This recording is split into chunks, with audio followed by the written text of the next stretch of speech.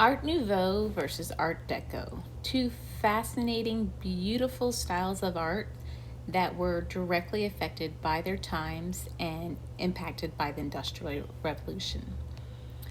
The first one we're going to look at is Art Nouveau. It occurred late in the 19th century, early 20th century, to be more precise, 1890 to 1910. Art Nouveau is an elegant, decorative art style, really characterized by the intricate patterns of curving lines and plant forms. It was a highly decorative style of art around this time period. The telltale signs of it are bright pastel colors, lots of organic curving shapes. They really embrace nature. A lot of times it was more of a revival of the Greeks, and they represented women like they are Greek goddesses, ordained with a lot of the things from nature: flowers, vines, tree branches, things of that type. These are two really good examples of the Art Nouveau style. Now, Art Nouveau is a French term meaning new art. Oftentimes, it's characterized by the organic forms that frequently took the form of sudden, violent curves, which were commonly referenced by the term whiplash. If you like curving lines, Art Nouveau is right up your alley. One major objective of Art Nouveau was to break down the traditional distinction between fine arts, especially painting and sculpture, and applied arts. So, what this was is a lot of the applied arts, which applied arts are like the functional objects: ceramics, pottery, furniture, architecture, things that we can use in everyday life. They really emphasize decorating this, as opposed to the fine arts. Those are usually more like paintings and sculptures. Fine arts are normally considered to have no function other than providing aesthetic or intellectual stimulation to the viewer. Art Nouveau really was emphasized with the applied arts, things that we could use in everyday life. It was most widely used in interior design, the graphic arts, furniture, glass art was pretty popular, textiles, ceramics, jewelry, metalwork, you name it, they decorated it during this time in the Art Nouveau style. Again, pay attention to the bright colors, the flowers in the woman's hair, even the script. The script has a very cursive, organic shape to it. The Japanese influence was a big impact on Art Nouveau. This is at the time where Europeans, we had the spice trade, and people are going down to the Asian countries and bringing things back. And shortly after the 1900s, this is when they had Japanese art on display traveling around Europe. So beginning in 1860, the Far Eastern influence suddenly manifested, causing a wave of enthusiasm for Japanese woodblock printing, highly influencing movements such as Art Nouveau and Impressionism. If you look at these two Japanese paintings, it does have a very Art Nouveau style, typical of the curving organic shapes, representational of nature, and the bright colors. The Art Nouveau was not the only movement in art that was European Western culture that was influenced by the Japanese or the Asian influence. The Impressionists were highly influenced by this. Claude Monet is known for doing lots of studies in the style of the Japanese arts. The Western civilization, you have to understand, had undergone the Industrial Revolution from 1760 to 1840. Books like The Jungle, that was a book about the horrors and the gross things that happen in a factory and how workers were mistreated, came out in 1906. Charles Dickens had written some of his books like Oliver Twist in 1837, Hard Times. So by then it was already in circulation, and they represented how the industrial world was taking over, and there are these factories that were dirty and drab, and people were moving away from nature. You had to imagine all the smokestacks and all the black walls from all the factories and soot. These were things that were affecting people. Even John Ruskin, he wrote several books, and if they were a big criticism and raging against the industrial age of machinery, this all started to come into thoughts. And Art Nouveau was artists and designers attempt to humanize the drab box-shaped buildings that were popping up, that were becoming dirty with all the soot from factories, and they wanted to bring nature back into it. And cities were ordained in these motifs representing the natural world, trying to bring back nature. One of the most famous Art Nouveau style architects is Antoni Gaudi of Barcelona. And if you see up in the corner, he did entire buildings in this style. They're magnificent. But this was a direct impact of the Industrial Revolution. You have to understand what was going on around this time. And if that's your life, seeing this drab, same monochromatic colors and moving into the cities, it's understandable that people would want to embrace something else to kind of fantasize into the old world. Now, opposite of Art Nouveau, and something that came right after the Nouveau style, was Art Deco. So Art Deco is also called style modern, and this is a movement in the decorative arts and architecture, much like Art Nouveau, and it originated in the 1920s. So Art Nouveau lasted from 1890 to 1910. Well, shortly after, this is when everything shifted to pretty much the opposite. And in the 1920s, this one developed into the major style in Western Europe and the United States during the start of the 20s, and really took speed in the 1930s. It is characterized by the use of angular, symmetrical, geometric forms.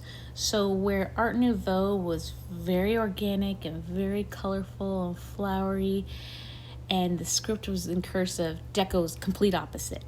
Deco had more monochromatic colors. It was typically black, gray, browns, white, gold, copper, things that represented machinery. This movement embraced the machine, embraced the Industrial Revolution, as opposed to Art Deco was one that kind of fantasized and stuck in the past and embraced nature. Deco was the exact opposite.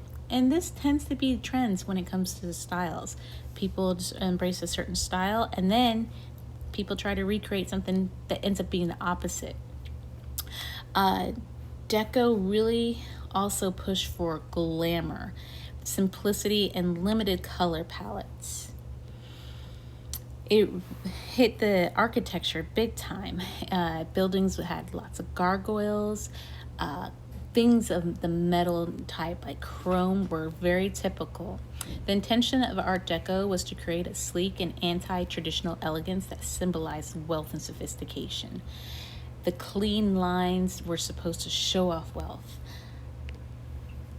Artists of Art Deco recognized it was a time for something new and innovative, something that would shout 20th century, where again, Art Nouveau was too nostalgic, and they were trying to fight against the Industrial Revolution. Deco embraced it. They recognized that they were in a new century, and things were happening, things were changing. There's direct impacts from the Industrial Revolution, so they wanted to embrace it, that they were going into the future and embracing this new life. These artists had an admiration for the modernity of the machine, and for the inherent design qualities in machine-made objects and technological process. Again, things to look for in the Art Deco realm are geometric shapes, symmetry, what's on one side is on the other, basic color palettes, and colors things like chrome and copper, those type of metals. So let's practice. I want you to look at the following styles and decide which style the image represents the most, Nouveau or Deco. I'll pause for a little bit. You guys could also put your device on pause and write them down, see how you do. So if I look at this, is this going to be more Nouveau or Deco?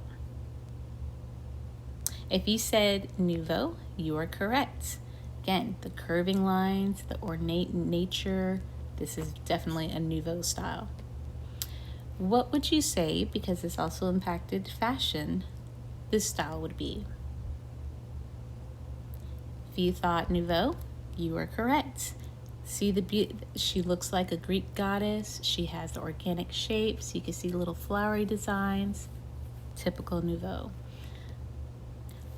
What would you say this would represent? If you said Deco, good job. Yes, there's some curving lines, but it leans more towards Deco. It's symmetrical. It's got the gold copper look about it. You can even see the little nuts and bolts where it looks like machinery. That's definite Deco. And what would you say this one would be? Deco would be correct. Yes, up in the upper right hand corner we do have animal representation. There's still little nuances of Art Nouveau in there, but this is definitely more Deco. Every now and then some of the characteristics from one or the other will sneak in, but you have to decide which one it is more. And this style, if you thought Nouveau, congratulations, you are correct. And does this look a little familiar? It is the stairway to the Titanic, which happened around this time period. What would you say this fashion would be? Deco would be the correct answer, yes. And this drawing? Deco indeed. How about, which is something that's really become popular, are Deco and Nouveau coloring pages. What would you say this coloring page would represent? Most definitely Nouveau. And this coloring page? Deco indeed. And I hope while you look at these samples, you are getting ideas for what you will be creating. You have to decide, are you more of a Nouveau style that likes the curving lines and the representation in nature, or do you like the straight, angular, geometric, symmetrical lines? It is completely up to you. You'll get to choose between one or the other. And this? Nouveau, correct. How about this? Nouveau. How about this picture of the lobby to the Fairfield Inn in Austin, Texas? Most definitely Deco. I was actually in this hotel last year and I had recognized that it was definitely done in the style of Deco. And this summer I was in Dallas, Texas, and it hit me that there is an awful lot of architecture in Dallas that is in the style of Deco, which makes sense. And if you look at the history of Dallas and when it was really growing, it would fit around this time period. If you look at the top picture on the left, we have the Dallas Power and Light Company done in the style of Deco. Up in the upper right-hand corner, you have the Women's Museum, so Deco. And down on the two bottom ones, this is Fair Park, which they have many structures and buildings that are done in the style of Deco. This is the Fair Park statue, and this is also a building in Fair Park. How about these two buildings? If you thought Nouveau, you were absolutely correct. And these two coloring pages? More Deco. So keep in mind, when you create your piece, you're gonna have to decide which style you like. If you decide to do your piece of art in the Nouveau style, cursive would be highly embraced. I would recommend looking up calligraphy, but your letters are gonna have to whip and lash like those organic shapes that we had seen before. Here are two really good examples. If you're more of a Deco person, get your ruler out because you'll be using rulers and doing more block type lettering. This is a great example of the Deco font style. Here are a lot of templates that were done in the Deco style, and you guys are gonna have to create your own template, and you have to decide if you want to do it in Nouveau or Deco. And it could be a name template, it could be like a card that you want to create for someone, or imagine that you've been hired by a business